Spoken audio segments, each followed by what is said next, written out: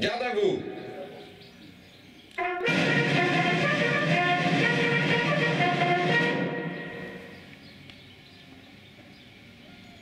Ouvrez le banc.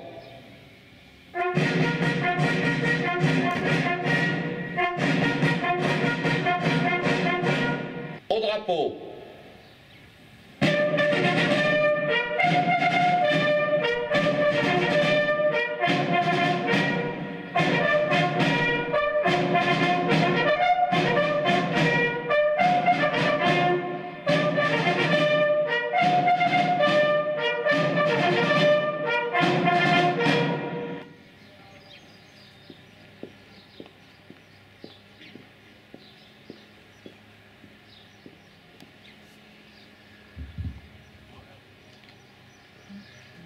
Il y a 79 ans, à Berlin, la France surmontait l'étrange défaite de mai 1940 et l'esprit de collaboration. Le 8 mai 1945, l'Allemagne nazie capitulait, le fracas des armes se taisait en Europe. Ce jour-là, il faisait chaud sur la France, comme dans le cœur des Français, lorsqu'ils ont appris la nouvelle. La guerre est gagnée, voici la victoire. Ces quelques mots, prononcés par la voix du général de Gaulle, qui, depuis le 18 juin 1940, avait poursuivi le combat, ont résonné dans le pays et bien au-delà. La délivrance est là, et en même temps que les larmes de joie, la douleur fait briller les yeux des Françaises et des Français. Car la victoire, si heureuse soit-elle, n'efface ni la guerre qui a eu lieu, ni ses ravages et ni ses morts. Des ruines de Rennes et de Saint-Lô, aux plages de Normandie et de Provence, d'Oradour-sur-Glane, aux monuments aux morts sur lesquels on gravera bientôt des noms nouveaux. C'est dans un silence de mort que résonnent les premiers cris de la libération. Dans le silence des murs d'Isieux et de celui de toutes les maisons dont les habitants furent assassinés. Le 8 mai 1945, dans un élan collectif, chacun pleure les morts et salue ceux qui ont combattu. 79 ans après, réunis devant nos monuments aux morts, nous leur rendons un même hommage. Nous nous souvenons de ceux de 40 et de leurs efforts héroïques à Montcornet, à Saumur, à Narvik ou dans les Alpes. Nous nous souvenons des hommes et des femmes qui ont refusé d'abandonner la patrie à ceux qui l'avaient occupée et à ceux qui l'avaient trahi. Résistants, ils s'étaient engagés sans calcul, sans garantie, mais résolus à vivre libre ou à mourir.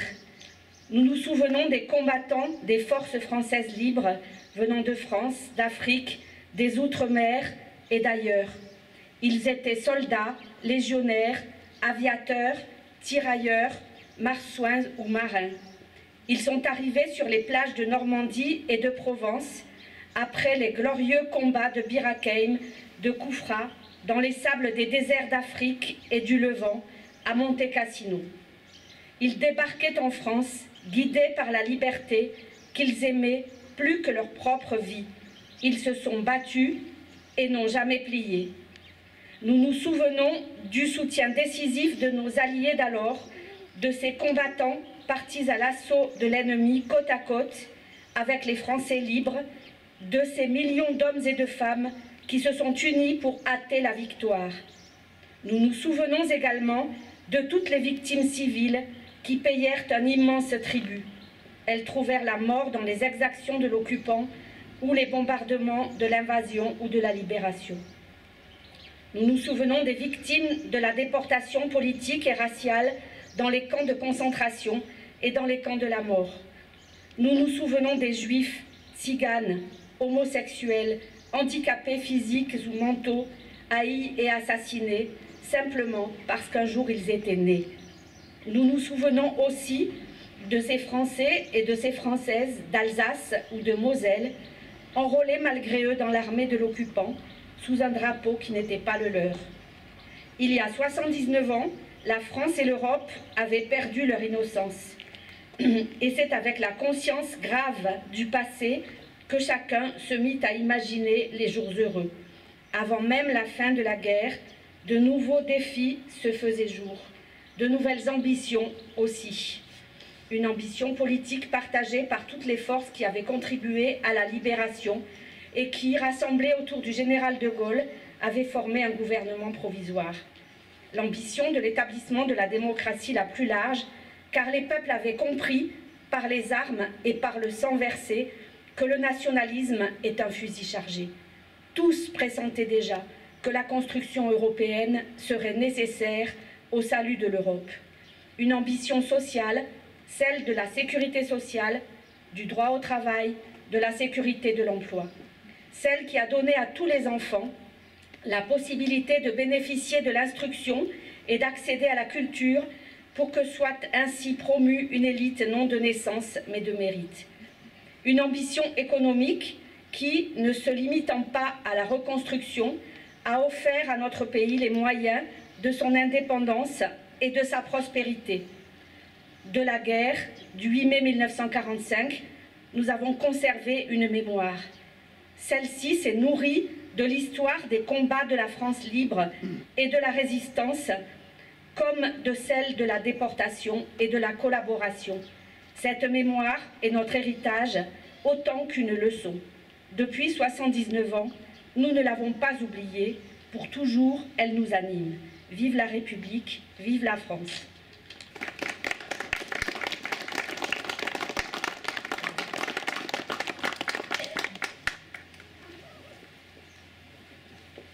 Mort pour la France, guerre 39-45, Sévrac-le-Château. Aldebert Justin, mort pour la France. Goulouis Victorin, mort pour la France. Bourdon Maurice, mort pour la France. Brasse Maurice, mort pour la France. Lieutenant Claretto, mort pour la France. Durand Paul, mort pour la France. Gazagne Auguste, mort pour la France. Leiral Ernest, mort pour la France. Millot Philémon, mort pour la France. Nourigat Camille, mort pour la France. Portal Clément, mort pour la France. Commandant René, mort pour la France. Roujon Louis, mort pour la France. Solignac Casimir, mort pour la France. Vaquier Léopold, mort pour la France. Vaquier Louis, mort pour la France. Vergély Fernand, mort pour la France. Mort de Lavergne, Pourquier Paul, mort pour la France. Richard Robert, mort pour la France.